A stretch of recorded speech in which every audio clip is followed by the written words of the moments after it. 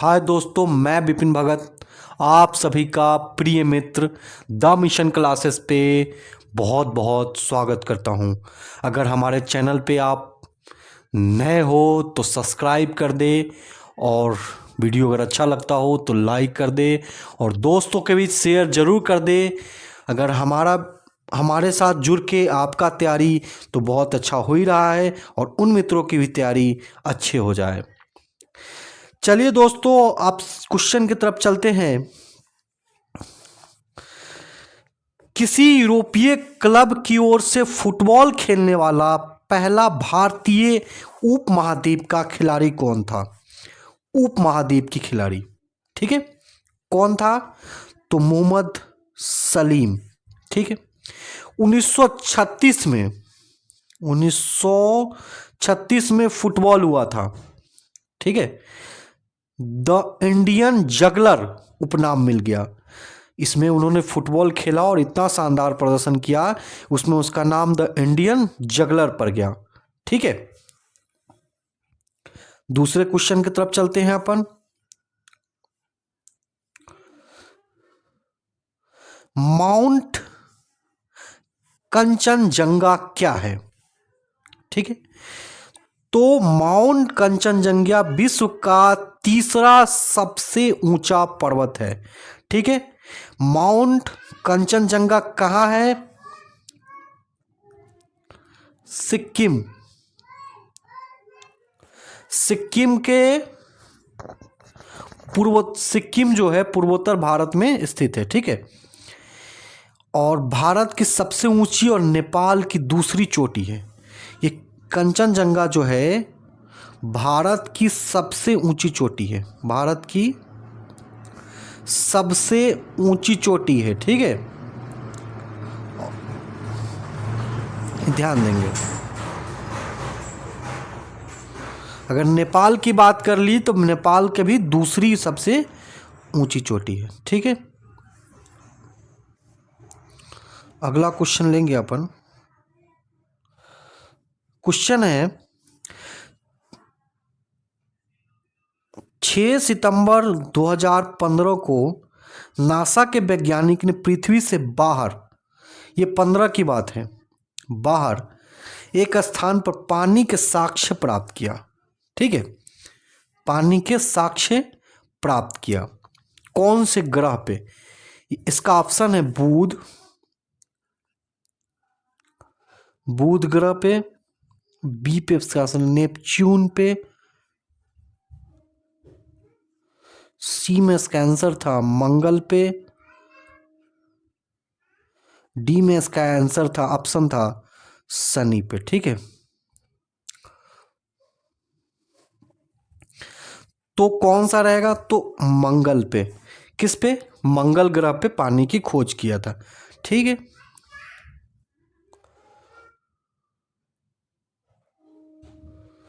चौथा क्वेश्चन रहेगा अपना,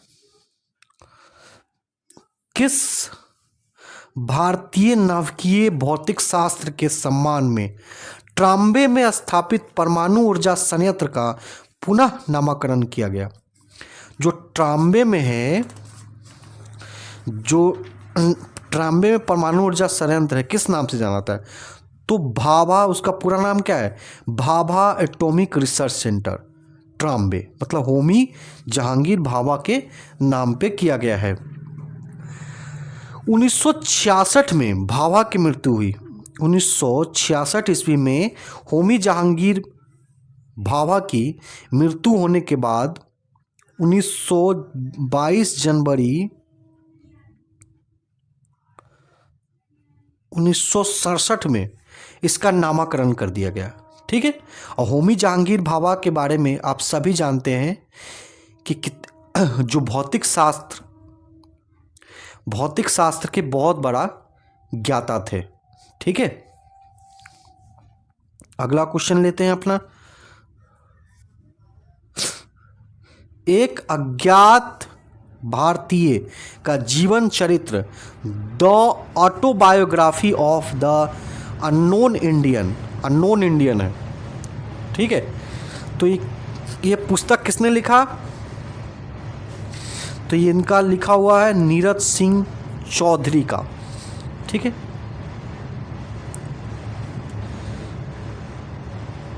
और नीरज सिंह चौधरी का वर्तमान, उस समय जो आज़ादी से पहले कहाँ हुआ था, भारत में, ठीक है। लेकिन जब विभाजन हो गया तो इनका जन्म हो गया वर्तमान में बांग्लादेश। इनका जो जन्मस्थली था वो कहाँ चला गया, बांग्लादेश में चला गया, ठीक है। और इनकी तारीफ में ब्रिटिश प्रधानमंत्री विंस्टन चर्चिल भी कर चुके हैं और इनकी कई किताबें पढ़ चुके हैं, ठीक। और इनका जन्म जो हुआ था किशोरगंज 1867 ईस्वी में हुआ था। किशोरगंज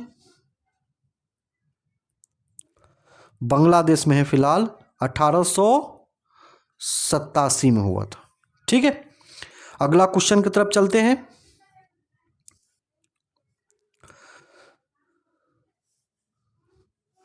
जीव विज्ञान में डीएनए का विस्तृत रूप क्या है। सभी जानते हैं डीएनए का क्या होता है, डीऑक्सी न्यूक्लिक एसिड, डीएनए, ठीक। डीएनए का प्रतिपादन किया वाटसन एवं क्रिक, वाटसन एंड क्रिक दोनों मिलके डीएनए का प्रतिपादन किया था, ठीक है। अगला क्वेश्चन की तरफ चलते हैं। भारत में सर्वोच्च कानून किसे माना जाता है, कौन है कि सर्वोच्च कानून है, तो किसे माना जाता है, भारतीय संविधान में जो लिख गया है वो सर्वोच्च कानून है, ठीक। भारत का संविधान कब लागू हुआ, 26 जनवरी 1950, और बन के कब तैयार हो गया था, 26 नवंबर 1949 को। इस दिन संविधान दिवस मनाया जाता है 26 नवंबर को, ठीक है। अगला क्वेश्चन की तरफ चलते हैं।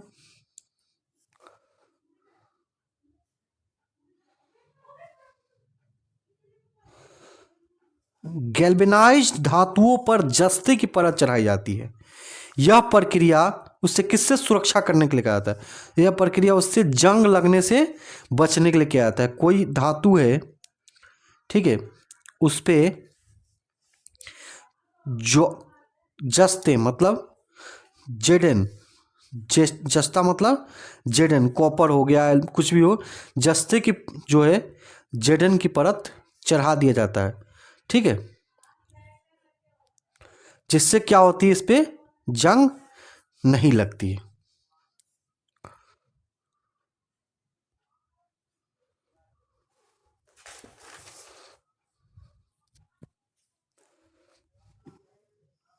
अगला क्वेश्चन लेते हैं अपन। जीएसएम का विस्तृत रूप, जीएसएम का विस्तृत रूप क्या है, तो जीएसएम का होता है ग्लोबल, जी से ग्लोबल, एस से system for mobile communication, global system for mobile communication GSM का फुल फॉर्म होता है, ठीक है। अगला क्वेश्चन लेते हैं अपन।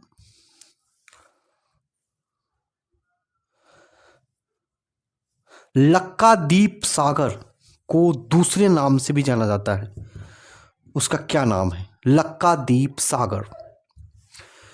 कि लक्काद्वीप को क्या कहता है, उससे मिलता जुलता ही नाम है लक्षद्वीप सागर, ठीक। अगला क्वेश्चन की तरफ चलेंगे।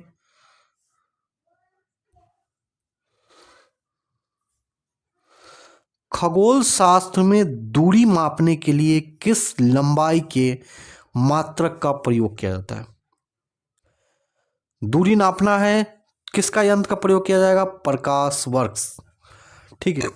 सबसे बड़ा क्या होता है, पार्सेक, 3.26 प्रकाश वर्ष बराबर 1 पार्सेक, ठीक है। और 1 प्रकाश वर्ष बराबर क्या होगा, 9.46 10⁻12 किलोमीटर। ठीक, अगर मीटर की बात करें तो 10⁻15 हो जाएगा। ठीक है, ध्यान देंगे, बहुत पूछता है क्वेश्चन।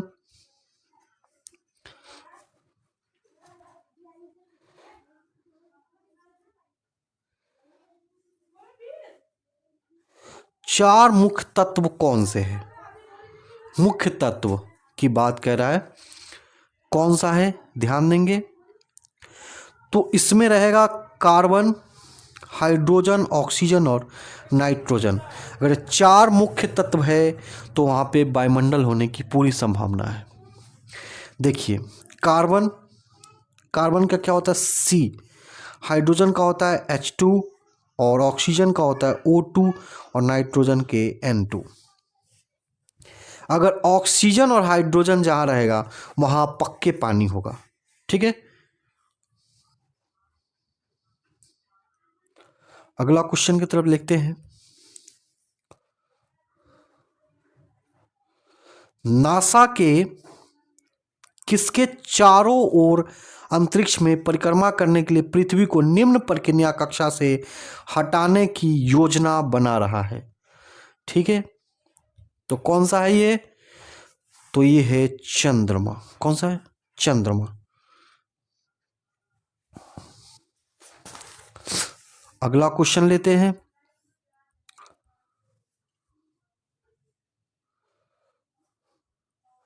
दमित्री मेंडलीफ के सिद्धांत की खोज की थी। किस सिद्धांत की खोज किया था मेंडलीफ ने? तो रासायनिक तत्वों के आवर्त सारणी बनाई थी इन्होंने। ठीक है, इसकी आवर्त सारणी में किस पे सिद्धांत था? इसकी आवर्त सारणी में जो जो थे परमाणु, द्रव्यमान पे आधारित था। ठीक है, अगला क्वेश्चन की तरफ चलते हैं मित्रों।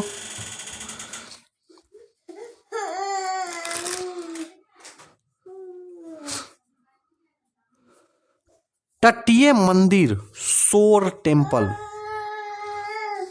कहाँ है? तटीय मंदिर एवं सोर टेम्पल कहाँ है? तो इसका आंसर है महाबलीपुरम। ठीक है, महाबलीपुरम कहाँ है? तमिलनाडु में।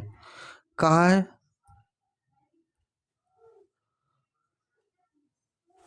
तमिलनाडु में है। और 8वीं शताब्दी में पल्लव वंश के राजा राज सिंह के शासनकाल में ये पत्थर से काट कर बनाया गया था। ठीक है, 8वीं शताब्दी में कब बनाया गया तटीय मंदिर? 8वीं शताब्दी में जय राज सिंह के शासनकाल में बनाया गया था। और 1984 में यूनेस्को में सूचीबद्ध कर लिया गया। ठीक है, ये ध्यान देंगे।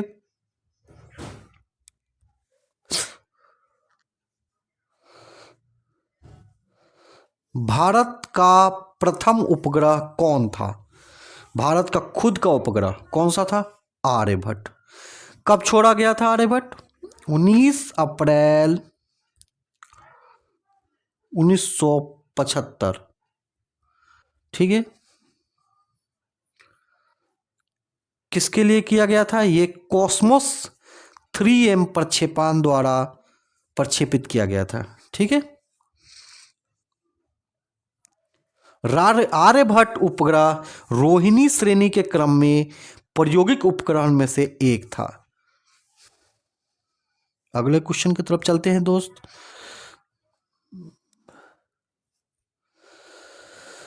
बी लुइस माउंटेन के स्थान पर किसे भारत का गवर्नर जनरल नियुक्त किया गया था? ठीक है, तो लॉर्ड माउंटबेटन को ने लुइस लॉर्ड माउंटबेटन के बाद भारत के गवर्नर सी राजगोपालाचारी को नियुक्त किया गया था। अंतिम भारतीय गवर्नर जनरल एवं प्रथम भारतीय गवर्नर जनरल सी राजगोपालाचारी थे। ठीक है, और अंतिम गवर्नर जनरल कौन था? ये भारतीय नहीं पूछ लगा रहे तो लॉर्ड माउंटबेटन कर सकते हैं। ठीक है, अगला क्वेश्चन की तरफ चलते हैं।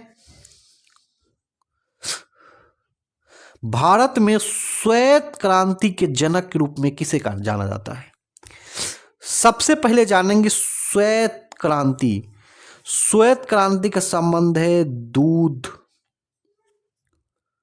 उत्पादन से। ठीक है, दूध ऐसे उजला होता है, और दूध उजला क्यों होता है? तो दूध में एक केसिन नामक प्रोटीन पाया जाता है। केसिन प्रोटीन के कारण दूध उजला होता है। ठीक है, और तो पूछ रहा है श्वेत क्रांति के जनक भारत में कौन थे? डॉक्टर वर्गीज कुरियन। अगले क्वेश्चन की तरफ चलते हैं। अगला क्वेश्चन है भूकेंद्रित और सूर्य केंद्रिक के लिए कौन सी परिभाषिक शब्द प्रयुक्त होता है? शब्द की बात कह रहा है, कौन सा होता है? पृथ्वी और सूर्य के चारों ओर ग्रह और पिंडों की गति से संबंधित नियम है। भूकेंद्रित और सूर्य केंद्रित क्या है? ग्रह के प्रयुक्त क्यों होता है? क्योंकि एक नियम है। पृथ्वी और सूर्य के चारों तरफ, अगर ये सूर्य है, इसके चारों तरफ अगर ग्रह परिक्रमा करता है तो एक नियम है। ग्रह के नियम के प्रतिपादन किसने किया था? केपलर। ठीक है, और प्रकाश की गति सबसे प्रथम कौन नापा था? तो रोमर। किसने मापा था? रोमर। ठीक, अगले क्वेश्चन की तरफ चलते हैं।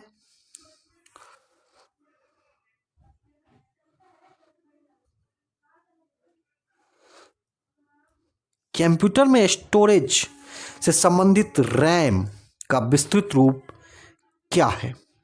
क्या है? Random access memory. ठीक, रोम, ROM का क्या फुल है? Random only memory. अगला क्वेश्चन की तरफ चलते हैं।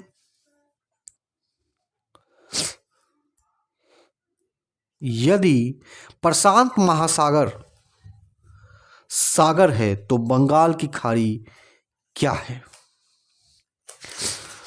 पता ही होगा दोस्तों क्या है। इससे लॉजिकल क्वेश्चन है, रीजनिंग में भी पूछ सकता है और जीके में भी पूछ सकता है। तो क्या है? अगर प्रशांत महासागर बड़ा सागर है, लेकिन है तो सागर ही ना, तो बंगाल की खाड़ी क्या है? बंगाल की खाड़ी खाड़ी होगा। क्या होगा? खाड़ी होगा। ठीक है, सबसे बड़ा खाड़ी होगा। सबसे बड़ा सागर कौन सा है? प्रशांत महासागर। और सबसे बड़ा खाड़ी कौन है? बंगाल की खाड़ी। ठीक है,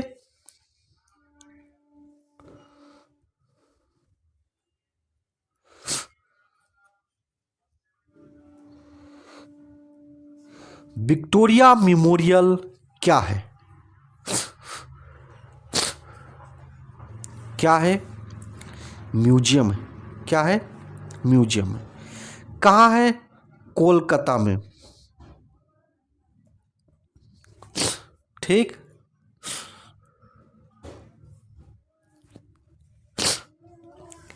यह 1906 से लेके 1921 तक बनाया गया।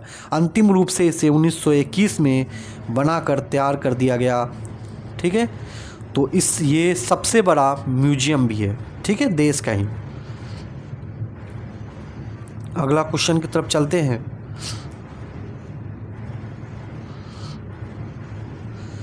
केल्विन और हॉब्स। केल्विन और हॉब्स किसकी कॉस्मिक रचना है? किसकी है? बिल विटरसन का।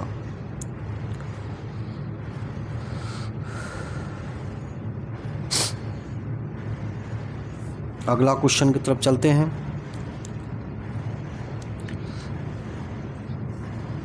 कन्फ्यूशियस कौन था? कौन था? एक चीनी दार्शनिक। ठीक है, इन्होंने चीन में अनेक पुस्तकों की रचना किया है एवं 5 शास्त्रीय, चीन के 5 शास्त्रीय की रचना किसने किया था? कन्फ्यूशियन। ठीक है, अगला क्वेश्चन लेते हैं।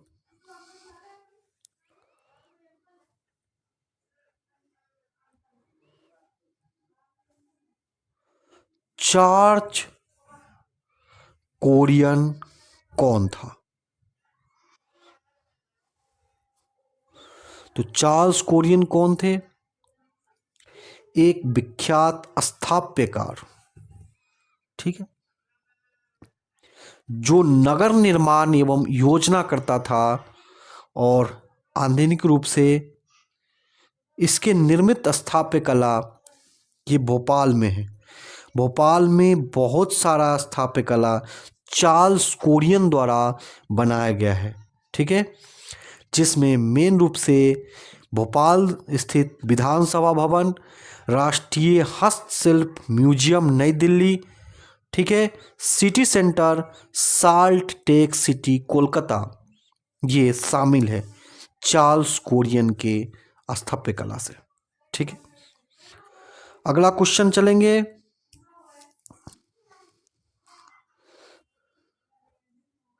क्वेश्चन है, कंप्यूटर फंक्शन में उस पॉइंटिंग डिवाइस को क्या कहा जाता है जो अपने सपोर्टिंग सरफेस के सापेक्ष 2 डायमेंशनल मोशन की पहचान करता है? ठीक है, इस बात को देखते हैं, क्या कहते हैं, इसे कहते हैं माउस। ये हमारा कंप्यूटर होता है और इसमें लगा होता है माउस। इसमें क्या करता है कि यहाँ पे अब जैसे जैसे हम माउस इधर करते हैं, हिलाते हैं, तो यहाँ पे एक लगा रहता है जिससे हमें इंडिकेट करता है, पॉइंट इंडिकेट करता है कि हमें कहाँ जाना है। ठीक है, अगला क्वेश्चन की तरफ चलते हैं दोस्तों। क्वेश्चन है, निरंजना सुदेशन जो एक विख्यात भारतीय अमेरिकन लेखक है, जिस किस लोकप्रिय नाम से जाना जाता है? निरंजना सुदेशन, बहुत ही इंपॉर्टेंट क्वेश्चन है। कौन है? तो झुम्पा लाहिरी। इनको झुम्पा लाहिरी कहते हैं, लेकिन इनका नाम है निरंजना सुदेशन। इनके जानते ही हैं इनके बारे में आप। इंटरप्रिंटर ऑफ मेंडलीज प्राइज इनको 1999 में मिल चुका है और पुलित्जर पुरस्कार 2000 ईस्वी में प्राप्त हो गया है और प्रिंसटन विश्वविद्यालय में रचनात्मक लेखक के लिए भी इनको प्रस्ताव मिल चुका है। ठीक है, इसी के साथ हमारा इम्पोर्टेंट क्वेश्चन का सेट यहाँ पे ख़त्म होता है। और हमारा वीडियो कैसा लगा ज़रूर लाइक करें, कमेंट करके ज़रूर बताएं। Thank you for the watching. आप सभी का, आप जब भी वीडियो देख रहे हो, रात में देख रहे हो तो रात्रि शुभ हो, और दिन में देख रहे हो तो दिन तो मंगलमय होगा ही होगा। Thank you.